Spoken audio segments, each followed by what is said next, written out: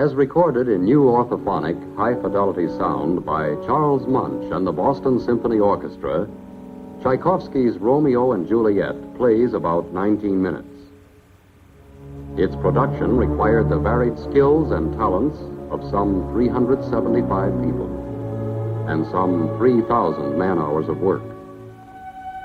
Let's see how some of those hours were spent to bring you the music you want when you want it. First stop, Symphony Hall, Boston, Massachusetts.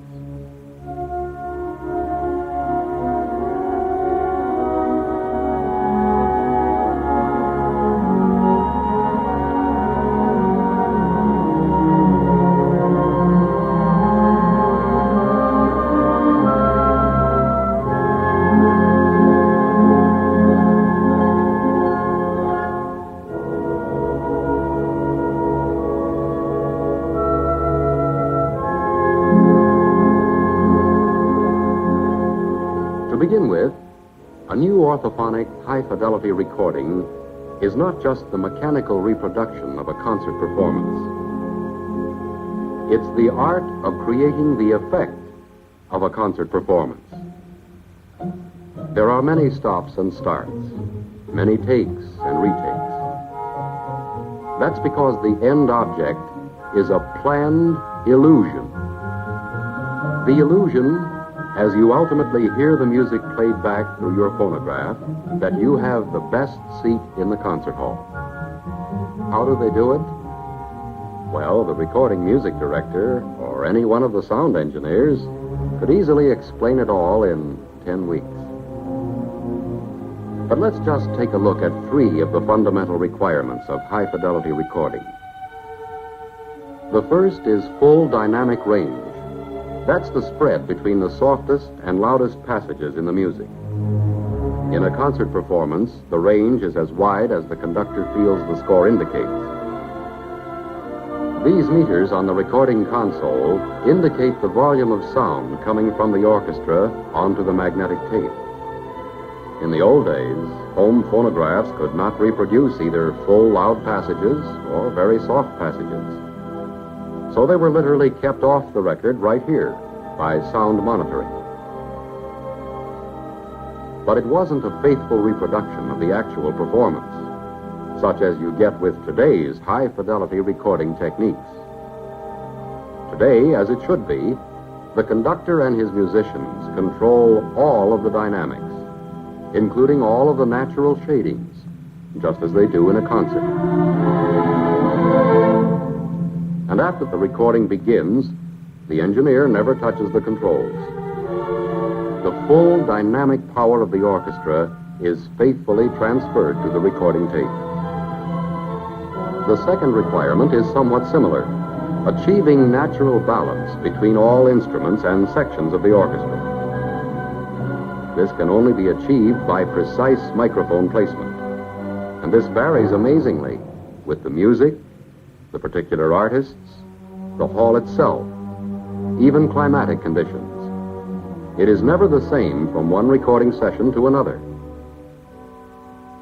Again, an easy solution might be found here by the arbitrary placement and control of many microphones. But again, it wouldn't be natural or faithful reproduction. Today, the engineers record the orchestra as a complete unit.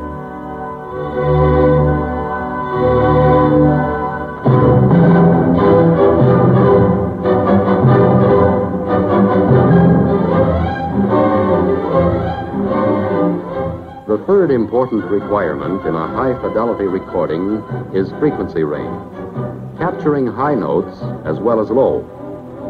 This is actually accomplished before the session begins. All it takes is recording equipment of enormous cost and capacity, such as this recording console.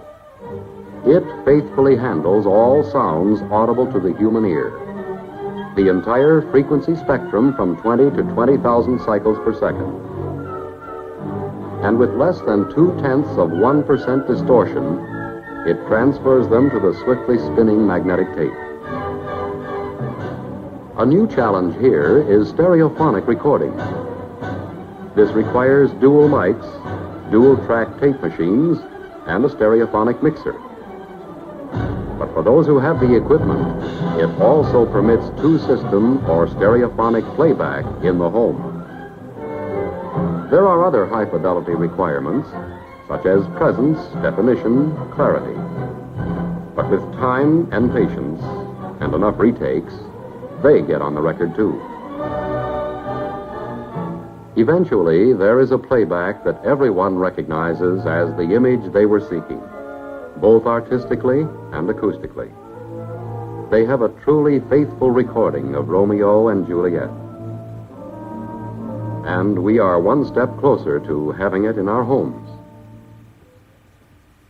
Next stop, New York City, and the precise engineering business of transferring the recorded sound from tape to a disc called the Lacquer Master. This disc is the grandfather of the records to come later. Let's look at the steps in the cutting of our Lacquer Master. Most of the sound factors are already known. The speed of the tape in recording, its playing time, and the sound level required. These factors must be considered for both 45 RPM and long play Lacquer Masters. A special Lacquer Master disc is closely inspected.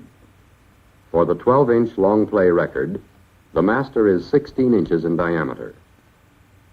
For 45 extended play records, the master is 12 inches in diameter. In both cases, the extra width allows plenty of working room in cutting. Besides a spindle for centering, the turntable has a number of holes. Through these holes, air suction holds the lacquer disc down tightly, so it is perfectly flat on the turntable. The playing time of the music determines the number of grooves per inch that will be cut into the record. The sound dynamics of the music determine how far apart the grooves must be. Loud passages need more space between grooves. Soft passages need less. The cutting machine automatically spaces the music grooves according to the sound signal it's receiving. Now, a test cut to determine the groove width. The groove width must be exact, so exact that it is carefully checked through a microscope. Everything's set, and a coarse pitch lead-in groove is cut to the music area. The tape machine is started, and exactly 1.5 turns before the music begins, the cutting head automatically changes from the lead-in groove to fine-pitch music grooves. The cutting stylus is a minute piece of sapphire, perfectly ground and electrically heated, so there is virtually no resistance as it cuts into the smooth lacquer. During the cutting operation, a constant watch is kept on the groove width to make sure it never varies from the prescribed setting. It all sounds so simple when you're just skimming the surface. Actually, of course, it's a painstaking and delicate operation. But in time, you have a perfect Lacquer Master. The original tape goes into the vault for safekeeping, to take its place forever alongside many other priceless performances by the world's greatest artists. All the artistry of the Romeo and Juliet performance is being carefully preserved, and we're another step closer to having that performance in our own living rooms. Next stop, Indianapolis, Indiana. One of 3 processing plants to which our Lacquer Master might go. We start in production control. Here, every Lacquer Master is assigned a shadow, a special business machine card. From now on, this card can lead you straight to our particular recording, no matter where it might be in processing. The processing is identical for long play and 45 RPM records. First, the grooves in the Lacquer Master are carefully rechecked through a microscope. They have to be perfect. Now we proceed to make metal copies from the lacquer master. The first step, silvering. This takes precisely 2 minutes and 40 seconds. And the lacquer master comes out with a new face. Now, by patient electroplating, we add a series of metallic deposits, one behind the other. First, a fine-grained deposit of nickel. This makes smooth-walled grooves and a quieter surface. Next, a thin deposit of copper over the nickel. A nice, smooth salmon pink. Now, a whirling bath in another tank. A much heavier buildup of copper. We'll see why in a moment. We now have a master disc that is apparently all back and no front. But watch.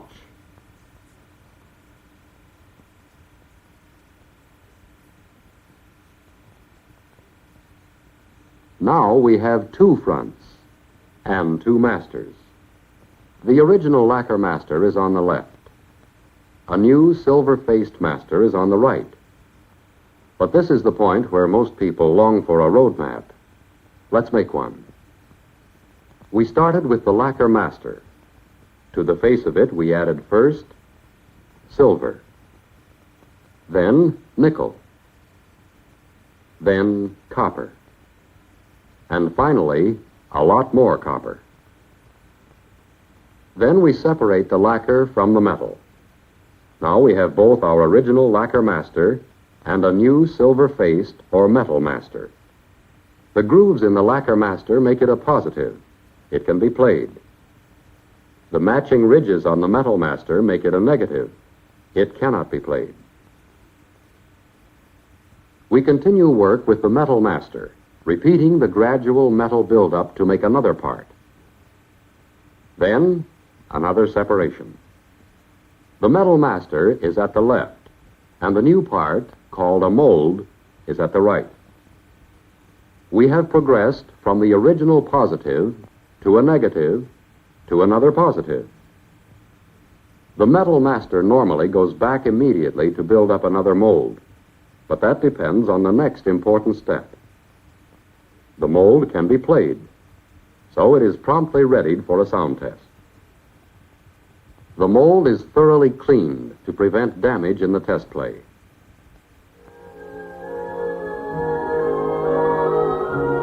In any Name That Tune contest, put your money on a record tester.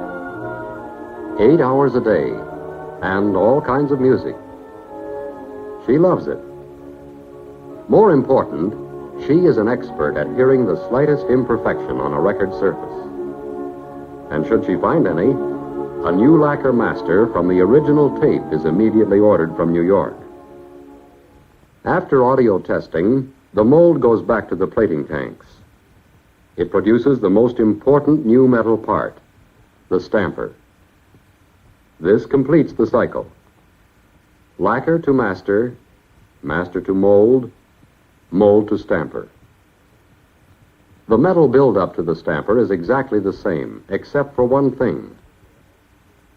The stamper is nearly all pure, hard nickel. Its ridges press the playing grooves into the finished record. Now it's prepared for stamping. Ground perfectly smooth on the back. Optically center punched for the record press. Trimmed to exact diameter.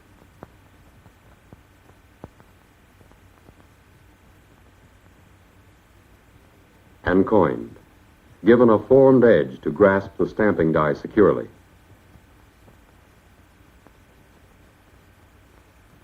The record press is a complicated piece of equipment weighing 2 tons. It molds records by compression. Our stamper is mounted on the top die. Below it, another stamper simultaneously presses the other side of the record. The record compound, the finest pure vinyl obtainable, is fed into the press in granular form. It is forced by hydraulic pressure into a soft plastic, in just the right amount for one record. The labels are pressed right into the record. Now we're ready to roll. It has taken many steps and many man-hours to get here. But a new record is stamped every few seconds. The record press automatically heats the vinyl plastic for stamping, then automatically cools it, so the record can be played immediately.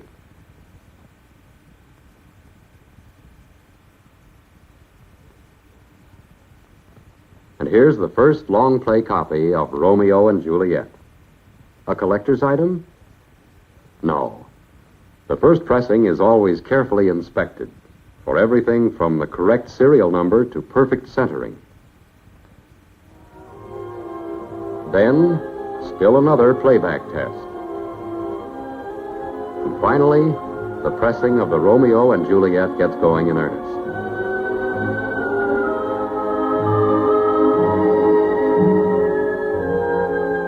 And for those who prefer the 45 extended play version, and for the millions of teenagers anxiously awaiting the latest pop hit, an ingenious machine turns them out automatically. It places its own labels, feeds itself the vinyl compound, removes its own records, and stacks them already trimmed. And for the fast-growing legions of tape enthusiasts, equally ingenious machines turn out duplicate copies at 4 times the playback speed to save time, and backwards to save rewinding. And no matter what your taste or preference in music, in the packaging area you discover unlimited variety, the finest in sound and performance. Children's albums,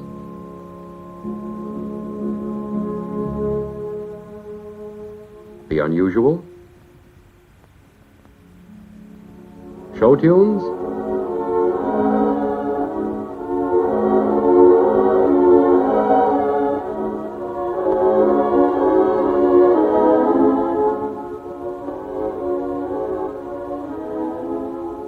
or country music, pop hits and jazz classics,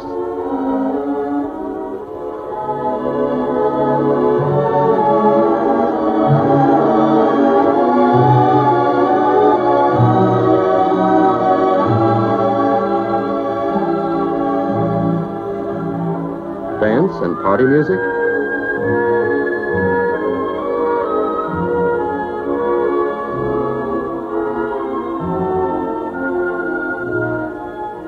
mood music,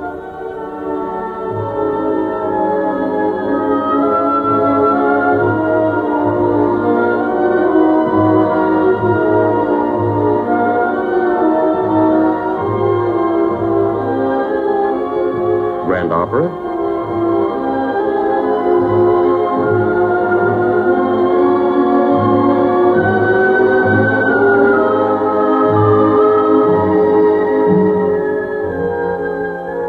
vocal or instrumental solos, symphonic or other classical masterpieces. The world's greatest artists are at your service.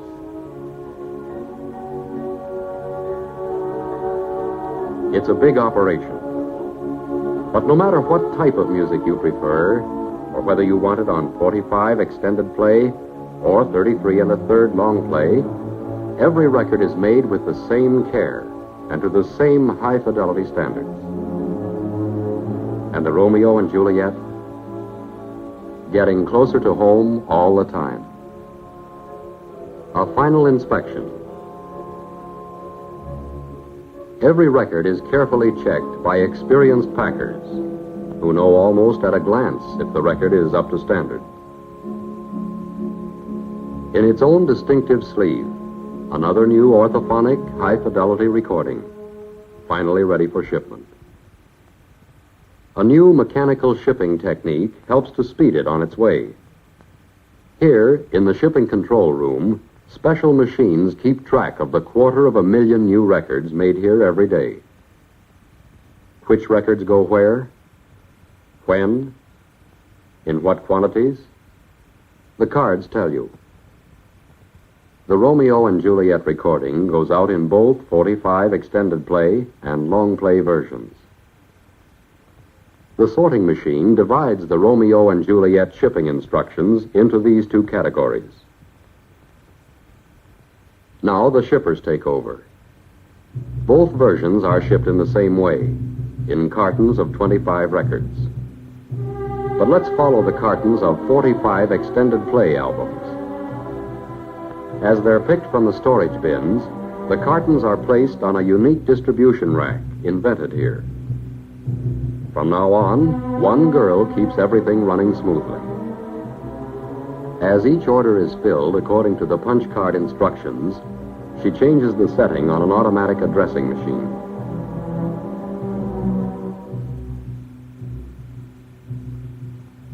And the equipment does the rest.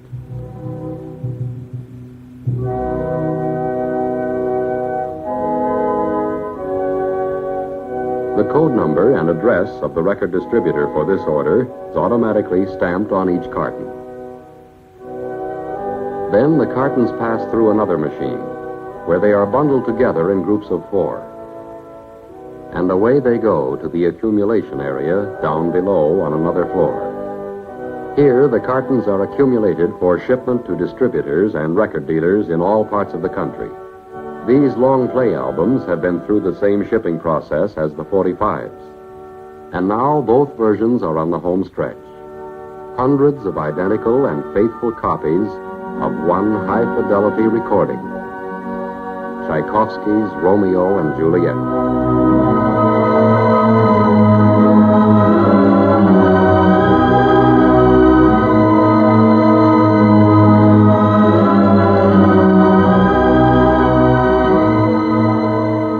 Tchaikovsky's Romeo and Juliet. It's traveled a long way for an illusion. The last stop, home, and the best seat in the concert hall.